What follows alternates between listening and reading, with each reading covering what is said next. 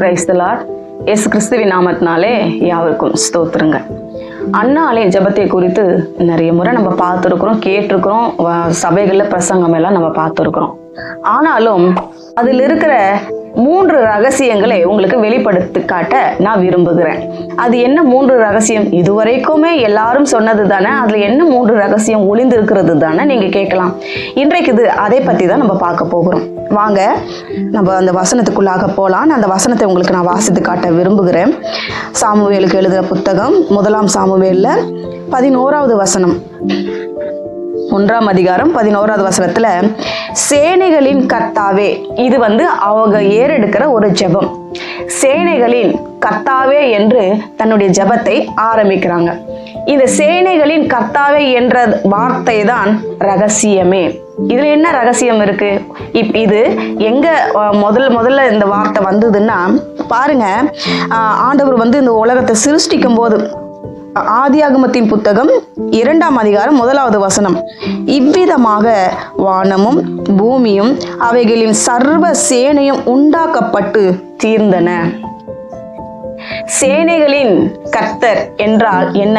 அவருடைய நாமங்களில் ஒன்று சேனைகளில் கர்த்தர் என்பது அவருடைய நாமம். அவருடைய நாமங்களில் ஒன்று அந்த பெயர். 2வது, சேனைகளில 2 சேனைகள் இருக்கிறது. ஒன்று வான சேனைகள், இன்னொன்று பூமிக்குரிய சேனைகள். இந்த வானத்திற்குரிய சேனைகள் என்னன்னு பார்த்தீங்கன்னா சூரியன், சந்திரன், நட்சத்திரம், இவர்களோடு கூட கோள்கள் மாத்திரமல்ல தூதர்களும் அடங்குவர். இந்த எல்லாவற்றையுமே நீங்க பார்த்தீங்கன்னா அவைகள் என்ன பண்ணாது? உற்பத்தி அதிகரிக்காது, பழுகி பெருகாது. அதற்கு அந்த தன்மை கிடையாது.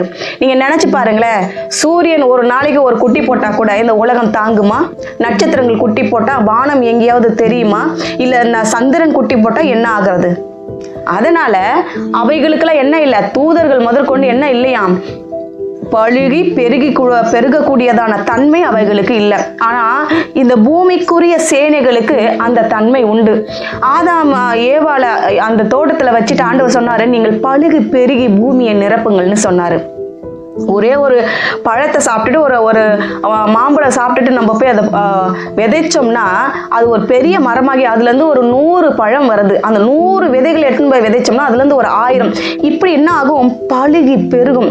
இந்த சர்வ பூமியில் இருக்கிறதான சேனைகள் எதையெல்லாம் குறிக்கும்னா மனிதர்கள், மிருகங்கள், இந்த பூமியில் இருக்கிறதான மரம், செடி, கொடி எல்லாமே தான் இது இந்த சேனைகளே இதுலயே சேரக்கூடியது. இது பழுகி பெருகும். இது பழுகி பெருகுனாதான் ஜனங்கள் வாழ முடியும். ஏன்னா இந்த பூமியை நிரப்பும்படியான ஒரு காரியம் தான் தேவனுடைய சித்தமாவே இருக்கிறது. இங்க பழுகி பெருகுங்கள் என்றுதான் ஆதாம் ஏவாள் இடத்துல கர்த்தர் சொன்னார். தேவ பக்தி உள்ள சந்ததியை பெரும்படிக்கு தான் கர்த்தர் பூமியில ஆதாமையும் ஏவாளையும் உருவாக்கினார்.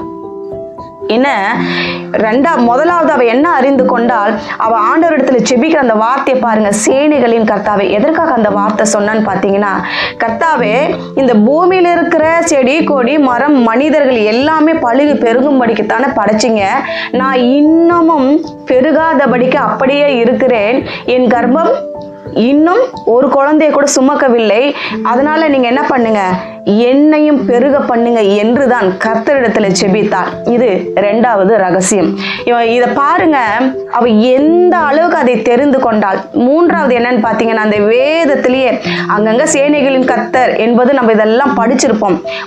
முதல்ல சேனைகளின் கர்த்தாவே என்று சொன்னது இந்த அன்னாள் மாத்திரம்தான். இதுக்கு முன்பாக இருக்கிற அத்தனை புத்தகங்களையும் நீங்க படிச்சு பாருங்க, ஒருத்தர் கூட சேனைகளின் கர்த்தாவே என்று சொல்லியிருக்க மாட்டாங்க. இந்த சாமுவேல் புத்தகத்துக்கு பிறகு நிறைய பேர் சொல்லியிருப்பாங்க சேனைகளின் கர்த்தாவே என்று. ஆனா முதல் சொன்னது இந்த அன்னாள் தான். அப்படி ஜெபிக்கிறா. ஏன் தெரியுமா? கர்த்தர் என்ன பண்ணியிருந்தாரு? அவளுடைய கர்ப்பத்தை அடைத்து வைத்திருந்தாள். அதுவும் இதுலதான் இருக்கு பாருங்க. அதே 1ஆம் சாமுவேல 1ஆம் புத்தகத்துல 5வது வசனம் கடைசி பகுதி வாசிக்கிறேன். கர்த்தரோ அவள் கர்ப்பத்தை அடைத்திருந்தார்.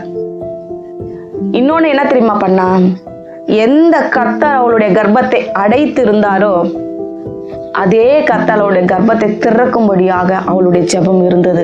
அவளுக்குள்ள அவ ஜெபம் பண்ணிட்டு போனதுக்கு அப்புறம் அவ துக்க முகமாவே இல்லையாம். அவங்க வருஷம் இங்க பலியிட வருவாங்க. அங்க நீங்க படிச்சு பாத்தீங்கன்னா தெரியும். 7வது வசனம் பாருங்க. அவன் கர்த்தருடைய ஆலயத்திற்கு போகும் சமயத்தில் அவர்கள் வருஷந்தோறும் அந்த பிரகாரமாவே செய்து வந்தார்கள். வருஷம் பலியிட வருவாங்க. ஒவ்வொரு முறையும் அவங்க சக்களத்தி என்பது உண்மை என்ன தெரியுமா? அவங்க உண்மையாக இருவரும் அன்னாலும் பெண்ணினாலும் சகோதரிகள், ஒரே வயிற்றில் பிறந்த பிள்ளைகள். அவளுக்கு 10 பிள்ளைகள் இருக்கிறதுனால தன்னுடைய அக்காவை அற்பமா எண்ணினாள். இதனாலதான் அவ போய் அங்க மனம் கசந்து அழுதா.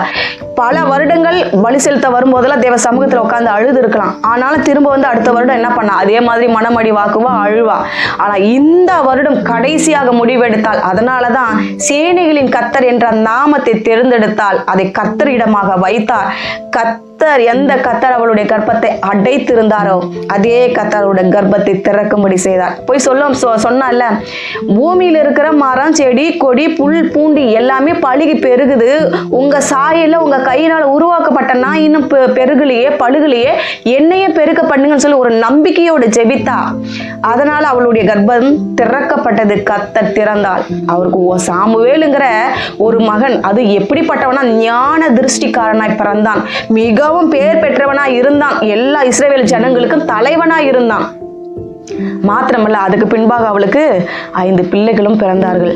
இன்றைக்கு நீங்க எனக்கு இத்தனை வருடம் ஆகியும் குழந்தை இல்லையே, என்னை பல நிந்தைக்கு என்னை அவமானப்படுத்துகிறார்களே, என்னுடைய கூட பிறந்த சகோதரிகளும், என்னை தாயும், என்னோட மாமியாரும், எனக்கு நாத்தனாருங்க, என்னை சுற்றி இருக்கிற எல்லாரும் என்னை வந்து இன்னுமா ஒன்றும் இல்லை, ஒரு விசேஷம் இல்லையான்னு என்னை கேட்குறாங்களேன்னு சொல்லி நீ கவலைப்படுறியா? அன்னாளை போல விசுவாசத்தோடு ஒரு வார்த்தையை உறுதியாக பிடித்து கொண்டு ஜெபித்து பாரு.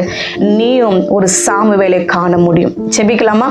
நல்ல தகப்பனே, இந்த வேலைக்காக நன்றி செலுத்துகிறார். ஆச்சா, நீங்க ஒரு நிமிஷம் ஆண்டவரே, யாரெல்லாம் குழந்தை இல்லாம இருக்கிறாங்களோ அவங்க எல்லாரையும் நினைத்தருளும். அன்னாளை போல காட்சி தருளும். சேனைகளின் கர்த்தர் என்பது உம்முடைய நாமம். அப்பா, நீ பழுகி பெருக பண்ணுகிற தேவன். யாருடைய கர்ப்பமெல்லாம் அடைக்கப்பட்டிருக்கிறதோ அவங்க கர்ப்பத்தை திறந்தருளி பெருக செய்ய முடியும். கரத்துல ஒப்பு கொடுக்கிறோம். இயேசுவின் நாமத்துல ஜெபிக்கிறோம் பிதாவே, ஆமென்.